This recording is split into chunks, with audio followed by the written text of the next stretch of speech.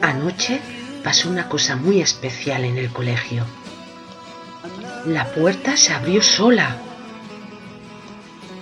Había entrado Papá Noel. Está ya muy mayor. Pero antes de repartir los regalos, quería ver vuestros dibujos.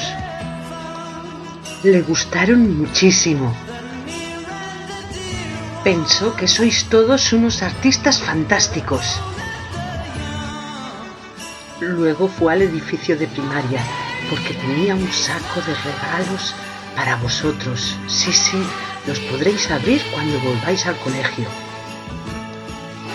Y además os dejó un mensaje. Hola, queridos niños.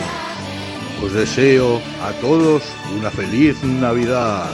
Pero recordar, hay que seguir llevando la mascarilla y lavarse bien las manos. Y como me han dicho que habéis sido muy buenos, os dejo estos regalitos.